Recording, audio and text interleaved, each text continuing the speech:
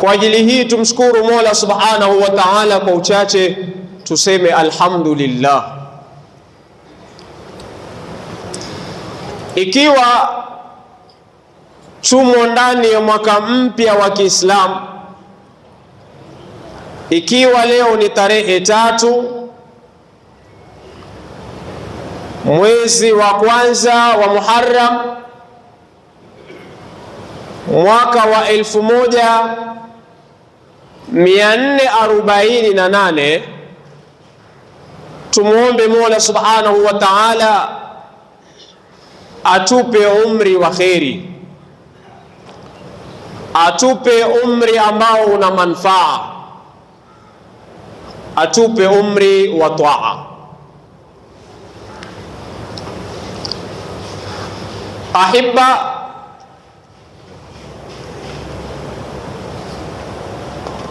Mola Subhanahu wa Ta'ala asema ndani ya Al-Qur'anul Karim kwamba kullu nafsin dha'iqatul maut, mpaka mwisho wa aya. Na tukitanguliza aya hii, ndugu zangu, haina maana kwamba tunataka tuyazungumze mauti moja kwa moja, lakini haina maana pia kwamba tukiyazungumza mauti moja kwa moja ni dhambi au haifai. Ni katika mambo ambayo ukiyazungumza kwenye jamii hufanya jamii ibadilike na kufanya yale ambayo Mola Subhanahu wa Ta'ala amarana na yale ambayo Mola Subhanahu wa Ta'ala ametuelekeza tuyafanye. Lakini nataka tunukuu hadithi ambayo alipokea al-Imamu Tirmidhi katika jamii yake kumpokea Sayyiduna Abu Huraira radhiyallahu anhu kwamba Mtume sallallahu alayhi wasallam asema, badiru bil a'mali sab'a hal tantadhiruna illa faqran nusiya. Nukta namba 1, au ghinan mutghiya. 3, au maradan mufsida. 4, au haraman mufannida. 5, au mautan mujhiza. 6, au ad-dajjal. 7, au as-saa. Mtume sallallahu alayhi wasallam kwa maneno aliyopokea al-Imamu Tirmidhi katika kitabu chake Jami',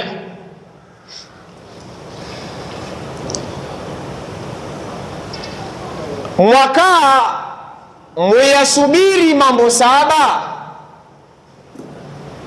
Mambo 7 aliyazungumza Mtume sallallahu alayhi wasallam, amesema au faqran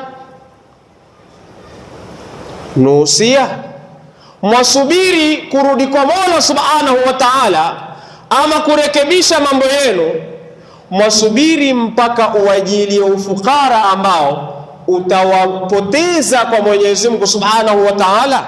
Nukta ya kwanza. Au mwasubiri ghinan mutghiya, au mwasubiri utajiri utakaowapa kibri.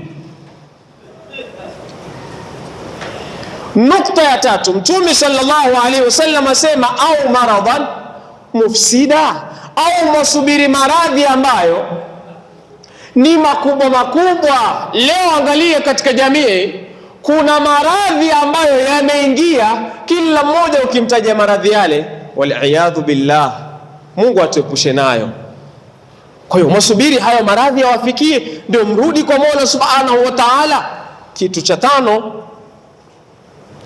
kitu cha 4, Mtume sallallahu alaihi wasallam asema au haraman mufannida, au mwasubiri uzee utakaowafanya mupiswe, yani uzee ambao hamjitambui, ndio mrudi kwa Mola subhanahu wa ta'ala, au mautan mujhiza. Ndio takuwa mada yetu kamili, au mautan mujhiza, au masubiri kifo cha ghafla. Ndio mkiona watu wanakufa bure bure, holela holela, ndio mtake kurudi kwa Mola subhanahu wa ta'ala. Mwisho hadithi Mtume sallallahu alaihi wasallam wasema, au saa, au masubiri mpaka kiyama kifike. Tumesema wasaatu adha wa amana. Tuiache as-saa, tushike mautan mujhiza. Ndugu zangu, leo watu wakifariki hawaagi. Ilikuwa nasoma baadhi ya riwayat za ulama, namna walivyokuwa wakifuatiwa zamani. Walikuwa masahaba wakiwatambua baadhi ya watu ambao kesho yao hufa. Mtume sallallahu alaihi wasallam alikuwa akiombea watu dua, kesho wanakufa, leo waombea dua, kwa sababu kuna dalili za wao kufa. Lakini leo hakuna dalili, mtu aweza akafa ghafla. Zamani tumezoea wanaokufa ni watu wazima, leo mtoto azaliwa amefariki.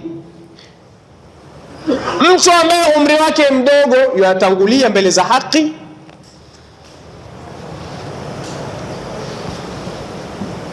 Kwa nini ndugu zangu? Swali ambalo nataka tujiulize leo, tutoke nalo kama mada yetu. Kwa nini vifo vimekithiri? Kwa nini vifo vimekithiri?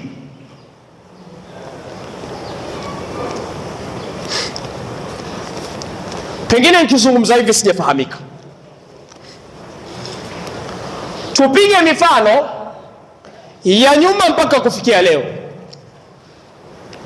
Mwaka wa 1914 mpaka mwaka wa 1918 vilitokea vita vya kwanza vya ulimwengu, wenyewe wazungu waita First World War.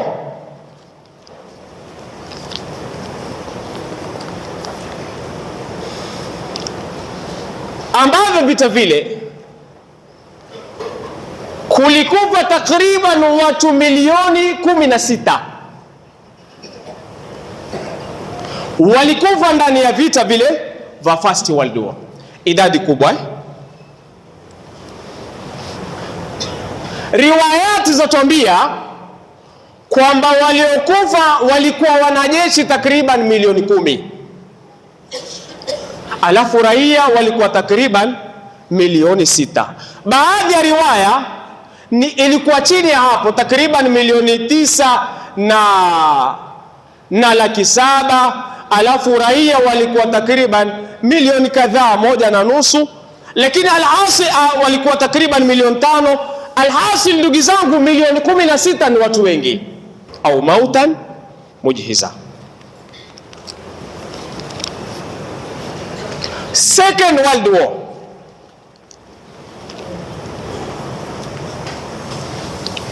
walikufa takriban watu milioni 60. First World War ilikuwa takriban milioni 16. Second walikufa takriban watu milioni 60. Baadhi wasema ni 60 mpaka 80. Alhasil 70, 65, 75 ni kiwango hicho.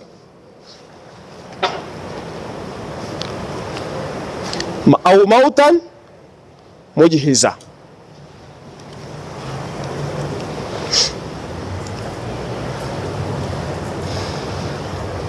Watuambia katika riwaya waliokufa ni wanajeshi takriban 3.8 million katika vita vya Second World War. Turudi nyuma kidogo. Vita vya Waislamu na wasiokuwa Waislamu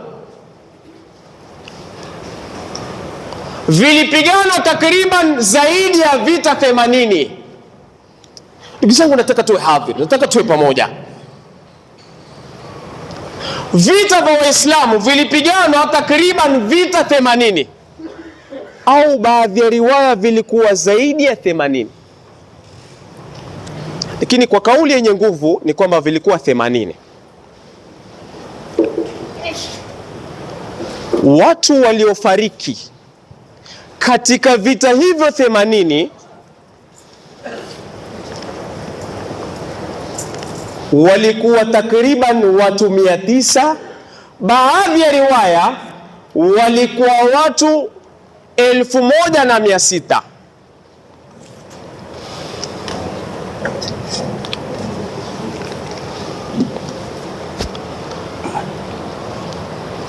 Alhasil, ndugu zangu,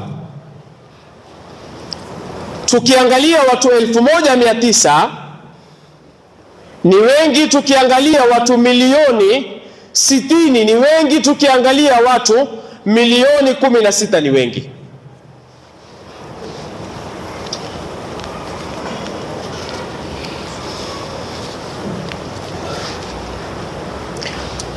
Tuende katika watu wanaokufa ulimwenguni.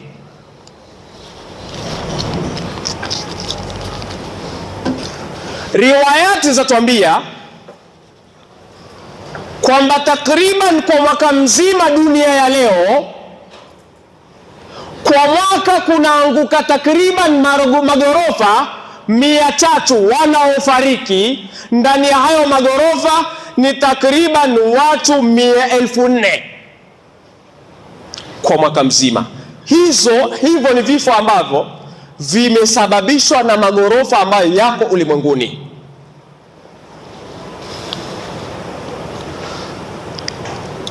Kwa mwaka huu wa 2026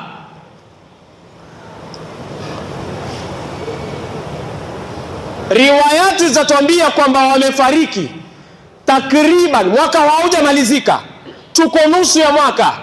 Miaka mingine walikufa watu zaidi ya 4,000, lakini mwaka huu wa 2026 waliokufa kwa ajili ya magorofa ni takriban 2,803 kufikia leo.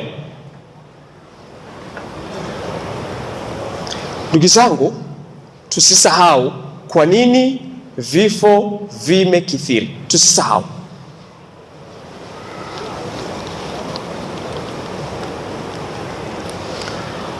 Ulama wengine watuambia kwamba ni takriban 40,000.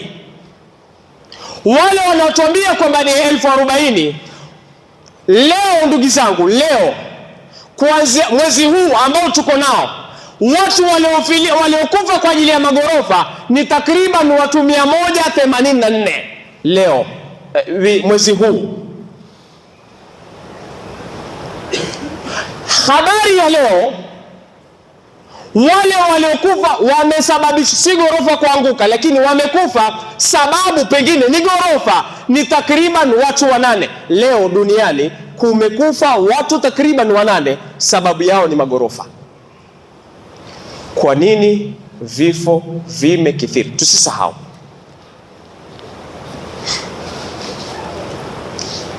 Kwa mwaka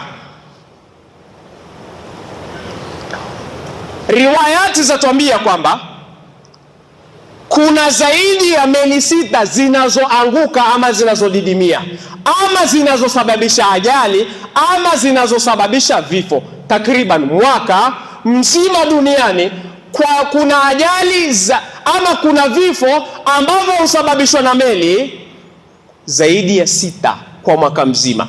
Mwaka huu riwayati zatuambia hakujatokea meli, lakini kunavyo visababu ambavyo vilisababishwa na meli kukafa takriban watu 8 kwa mwaka huu.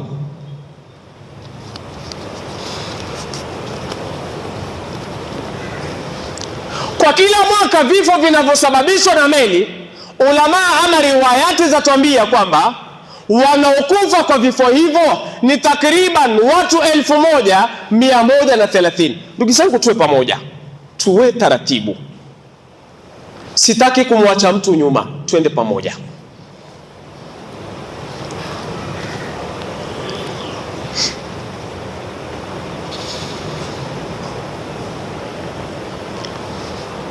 Barabara, vifo vinavyosababishwa barabarani. Riwayati zatuambia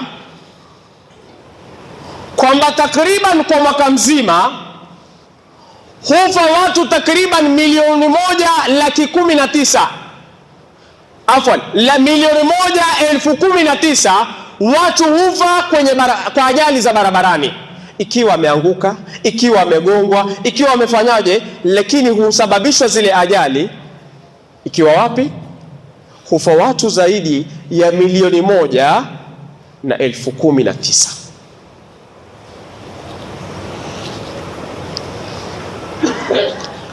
Ajali zinazosababishwa na ndege ama vifo vinavyosababishwa na ndege, riwaya zatuambia kwamba wanaouliwa na ndege ni takriban watu 600 kila mwaka. Hii ndio idadi ndogo, lakini suala Waislamu takatuulizane, kila mmoja toki, kwa nini hivi vifo vinatokea, watu wengi wanakufa, kwa nini?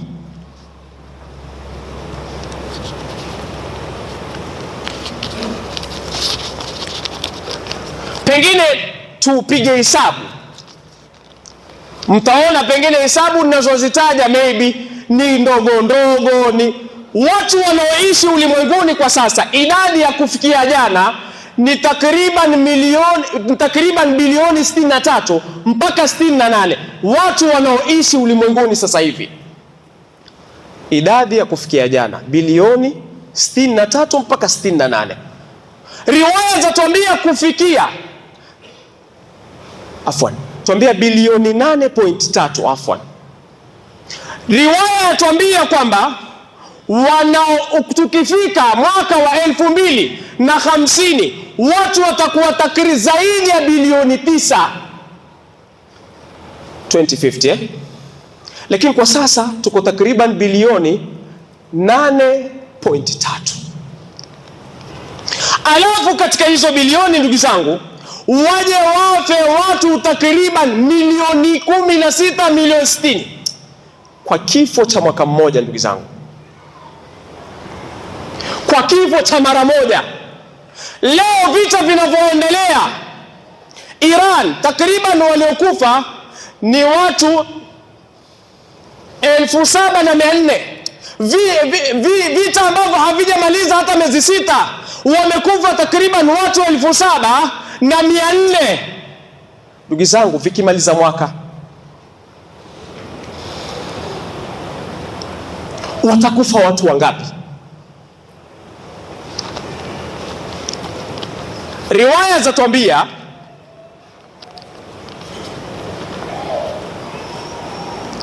kwa siku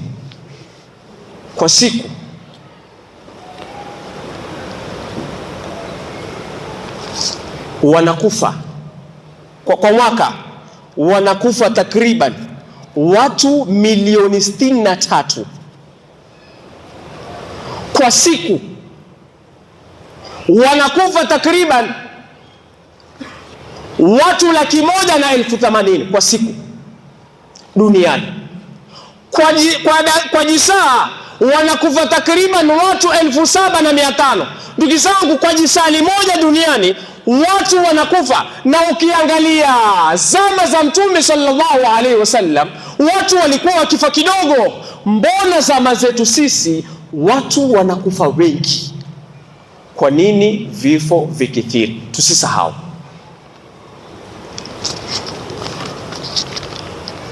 maybe nitaje nukta ya COVID-19. COVID-19 imekuja kwetu, imekwenda takriban miezi 8 mpaka tuseme mwaka mmoja, lakini watu waliokufa ulimwenguni ni takriban watu milioni 1,300,000 kwa kipindi kimoja tu. Watu milioni 1,300,000 wote wamekufa kwa mwaka mmoja. Ndugu zangu, Kwa nini watu wanakufa wengi hivi? Tutaje hadithi ya Mtume sallallahu alaihi wasallam ambayo alipokea al-Imamu Muslim kumnukuu Sayyiduna Abu Huraira radhiyallahu anhu. Mtume sallallahu alaihi wasallam asema, la tadhhabu ad-dunya hatta ya'ti ala an-nasi yawm la yadri al-qatil fima qatal wala al-maqtul lima qutil. Zitafika, hakitosimama kiyama ama zitawapitia watu katika dunia siku miongoni mwa masiku, mtu ataua hajui kwa nini ameua, wala yule aliyeuliwa hajui kwa nini ameuawa. Ni zama zetu hizi za leo, ndugu zangu. Tutakumbuka kisa cha juzi, shule gani ya utumishi ambayo iko kaunti ya Gilgil, iko kaunti ya Nakuru kama sikosei. Wanafunzi 16 wauawa kwa sababu ya janga la moto. Kwa sasa hivi wanafunzi takriban 79 ambao ni majeruhi, wote wasababishwa na vifo ambavyo hawajui kwa nini wameuawa, na wale walioua huenda ikawa sababu zao ni strike za kawaida, ni mambo yao ya kibinafsi. Lakini ndugu zangu, watu 16 ambao wamekufa hawana hatia, tena wamesababishwa vifo na watoto wadogo. Na ndugu zangu, haya mambo hayajaanza leo.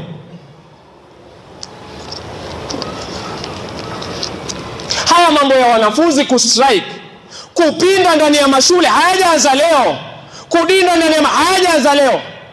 Pengine vifo vimeanza leo na jana, lakini tukumbuke 1908 wanafunzi waligoma, hawataki tena kusoma ndani ya shule zetu za Kenya. Watu wamegoma, hawataki tena kusoma kwa sababu pengine huenda ikawa chakula kidogo, huenda ikawa, lakini sababu ya hawa kuwaiga, waliwaiga watu ambao wamesoma miaka nyuma. Leo imefikia watu wanachoma. Kwa nini vifo vinakithiri?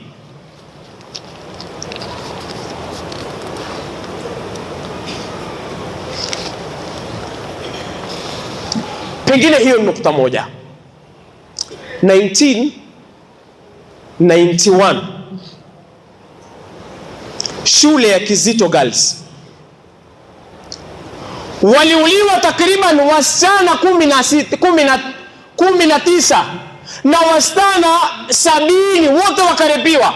Yote kwa sababu gani? Yamesababishwa na wanafunzi. Lakini ndugu zangu, swali, kwa nini hawa wanafunzi wanauawa? Ni binadamu kama binadamu wengine. Vifo vyao vyatokea, havijulikani sababu. Kwa nini wanauawa? Kwa nini vifo vimekithiri? Nitaje nukta 3 za mwisho, alafu tutaje sababu ya vifo kukithiri. 1998 Bombolulu ambayo iko hapa Mombasa, shule ilichomwa, wanafunzi 26 wote wakauawa kwa sababu vifo vao vimesababishwa na watu ambao hawajui kwa nini wameua, na wale waliouawa pia hawajui kwa nini wameuliwa.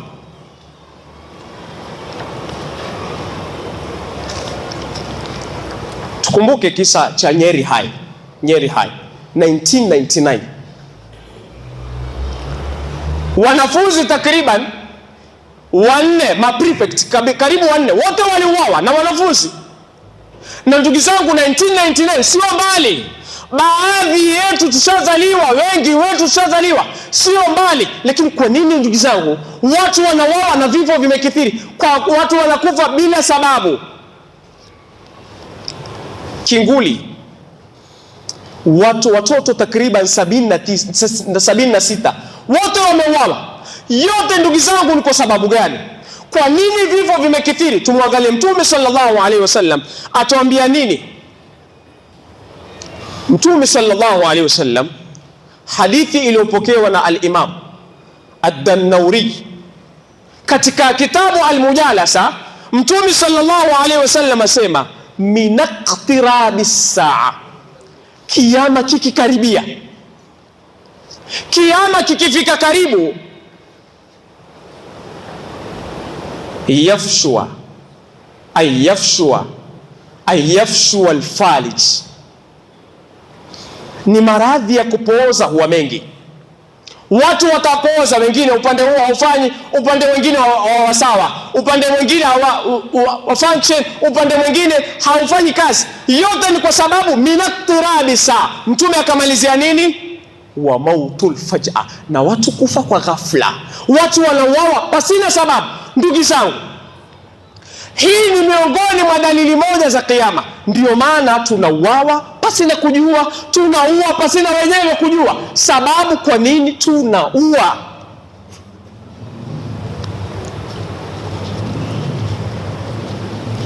Anapokea al-Imam Tabarani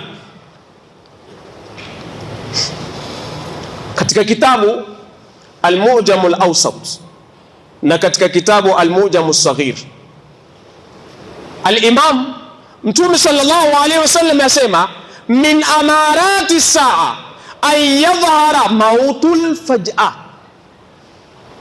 miongoni mwa alama. Ndugu zangu, hapa mwanzo tumesema ayafshua, nukta, kuenea. Nukta ya pili ayadhhara. Na ndugu zangu, lugha ya Kiarabu ni nzuri, tamu. Ukisikia neno dhahar, ni kitu ambacho kimekaa kikaenea mpaka kikaota mizizi. Ukisikia neno dhahara, ni kitu ambacho kimefanyika kisirisiri mpaka kikaja kikachipuka, hakiwezi kikazuilika tena. Ndio inatumika neno dhahara, ayadhhara mautul faj'a. Miongoni mwa alama za kiyama ni kudhihiri mauti ya ghafla. Ndugu zangu, tuko katika zama za mwisho, tuko katika akhiru zaman. Ni sisi jukumu letu turudi kwa Mola Subhanahu wa Ta'ala, ili hivi vifo ambavyo vaendelea, watu kuuawa pasina sababu, na idadi kubwa ambazo tumezitaja, kila mmoja arudi kwa Mola Subhanahu wa Ta'ala, amrudie Mola wake, ili hivi vifo kila mmoja akiua ajihukumu kwenye nafsi yake. Kwa sababu kuna watu leo wanauawa na wala hata hawajihukumu wala hawaoni wamefanya jambo baya, kwa sababu wamemtoa Mola Subhanahu wa Ta'ala kwenye vifo vyao. Nitaje hadithi ya mwisho. Anapokea al-Imam Abu Nuaym al-Asfahani katika kitabu cha Hilyatul Awliya. Mtume sallallahu alaihi wasallam asema min iqtirabi saa kathuru talaq, miongoni mwa kukaribia zama, tukiona kiyama kiko karibu, ni talaka ziwe nyingi. Leo angalia, juzi nilikuwa niko mtandaoni, sitataja mtandao fulani, mwanamke amwambia mumewe ampe talaka 3 tena, amwambia mumewe kwamba mimi nimekukubali wewe kwenye mitandao na nataka unipe talaka zangu 3 kwenye mitandao. Leo na wake wangapi ambao wanaacho minaktirabi saa? Ni kwa sababu kiyama kishafika karibu. Ndugu zangu, ni jukumu letu turudi kwa Mola Subhanahu wa Ta'ala, hivi vifo vitapungua. Sababu ya pili, Mtume asema wa mautul faj'a, na kifo cha ghafla. Angalia katika vita vya Bi'r Mauna, waliuawa takriban Waislamu 70 waliuliwa. Mtume sallallahu alaihi wasallam alipopata habari aliomboleza, alilaani mwezi mzima kwa sababu ya waumini tu 70 waliokufa. Leo wanakufa watu milioni. Wangapi tunasikitika.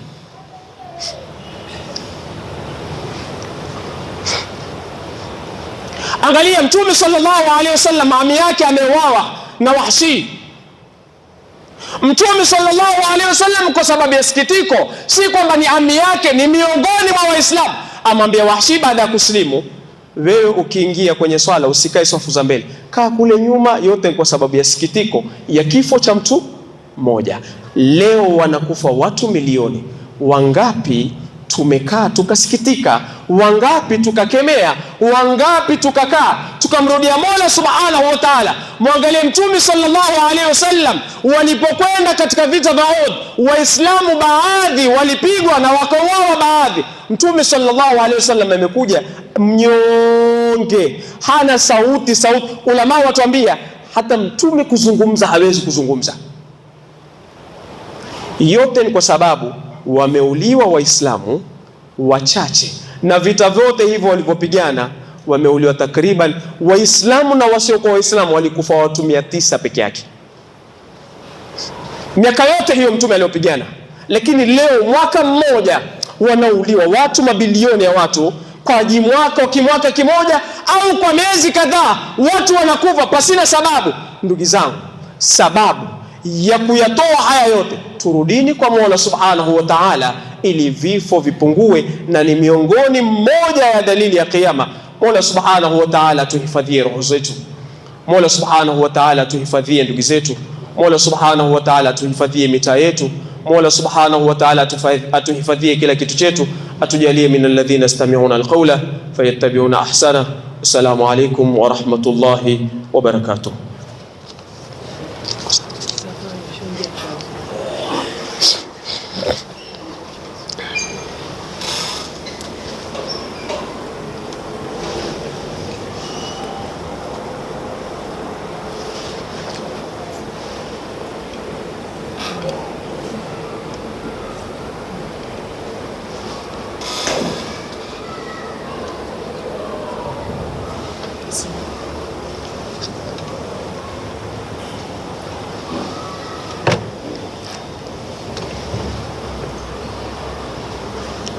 السلام عليكم ورحمة الله وبركاته. الله أكبر الله أكبر الله أكبر الله أكبر. أشهد أن لا إله إلا الله أشهد أن لا إله إلا الله أشهد أن محمدا رسول الله أشهد أن محمدا رسول الله. حي على الصلاة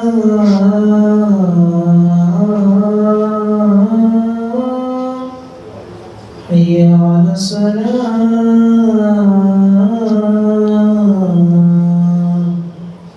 حي على الفلاح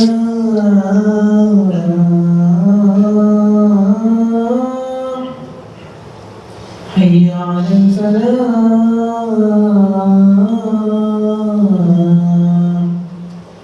الله أكبر الله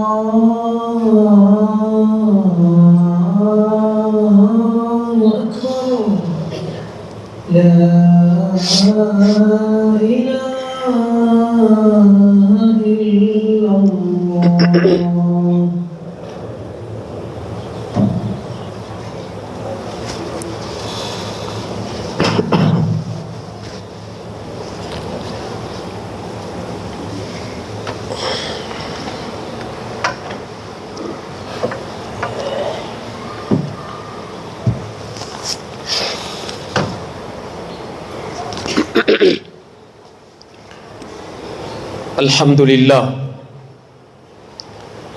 الحمد لله منشئ الموجودات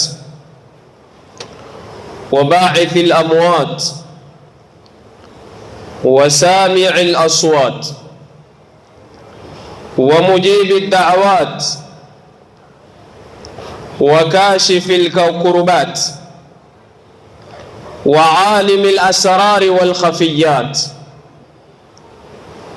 وأشهد أن لا إله إلا الله وحده لا شريك له، له الملك وله الحمد وهو على كل شيء قدير. وأشهد أن سيدنا وحبيبنا وشفيعنا محمدا عبده ورسوله وصفيه من خلقه وحبيبه صلى الله وسلم عليه وعلى آله وأصحابه ومن سار على نهجه وتمسك بسنته واقتدى بهديه إلى يوم الدين. أما بعد، إخوة الإيمان والإسلام، فإني أوصيكم ونفسي بتقوى الله فقد فاز المتقون، حين قال الله سبحانه وتعالى: إن للمتقين مفازا.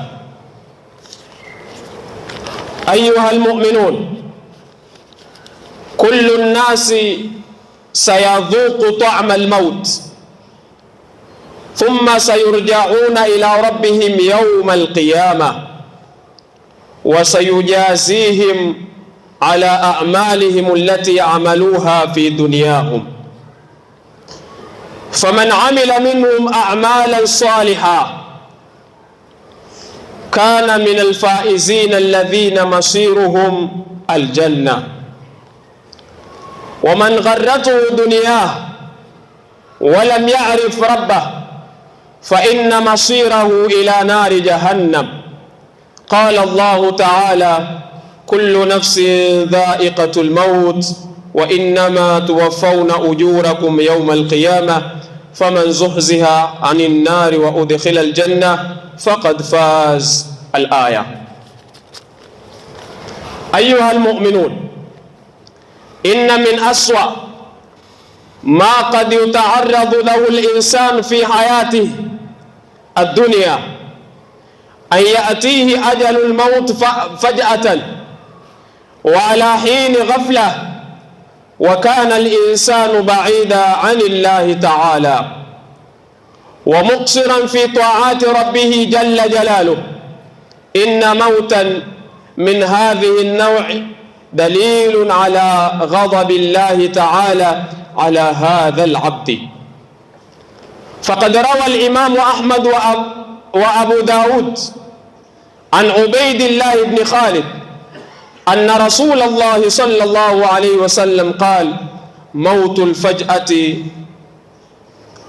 أخذة أسف، أي أخذ غضب، فموت الفجأة علامة على سوء خاتمة العبد. أيها المؤمنون، إن موت الفجأة جرس إنذار لنا جميعا، علنا أن نستيقظ من غفلتنا. بارك الله لي ولكم بالقرآن العظيم، ونفعني وإياكم بالآيات والذكر الحكيم.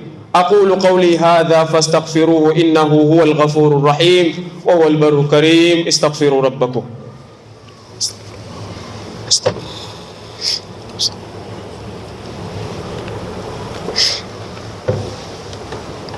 الحمد لله، إن الحمد لله نحمده ونستعينه ونستهديه ونشكره ونعوذ بالله تعالى من شرور أنفسنا ومن سيئات أعمالنا.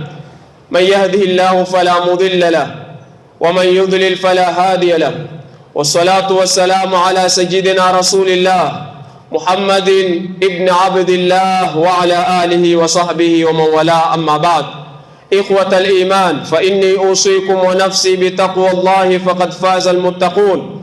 واعلموا أن الله أمركم بأمر عظيم، أمركم بالصلاة والسلام على نبيه الكريم، فقال: إن الله وملائكته يصلون على النبي يا أيها الذين آمنوا صلوا عليه وسلموا تسليما. اللهم فصل وسلم على النبي الرحمة وشفيع الأمة عدد ما أحاط به علمك وأحصاه كتابك وضمه، وعلى آله وصحبه ومن نصره في كل مهمة، خصوصا مثل العريق أمير المؤمنين سيدنا أبي بكر الصديق، وعلى زيد الأواب الناطق بالحكمة والصواب أمير المؤمنين سيدنا عمر بن الخطاب، وعلى جامع القرآن ذي النورين والبرهان أمير المؤمنين سيدنا عثمان بن عفان، وعلى أسد الله الغالب إمام المشارق والمغارب أمير المؤمنين سيدنا علي بن أبي طالب، وأنا ومعهم وفيهم برحمتك يا أرحم الراحمين. اللهم اغفر للمؤمنين والمؤمنات والمسلمين والمسلمات الأحياء منهم والأموات، إنك قريب مجيب الدعوات يا قاضي الحاجات ويا كافي المهمات برحمتك يا أرحم الراحمين. عباد الله، إن الله يأمر بالعدل والإحسان وإيتاء ذي القربى وينهى عن الفحشاء والمنكر والبغي يعظكم لعلكم تذكرون. اذكروا الله العظيم اذكركم واشكروه على نعمه يزدكم ولذكر الله تعالى أكبر والله أعلم ما تصنعون. أقم الصلاة.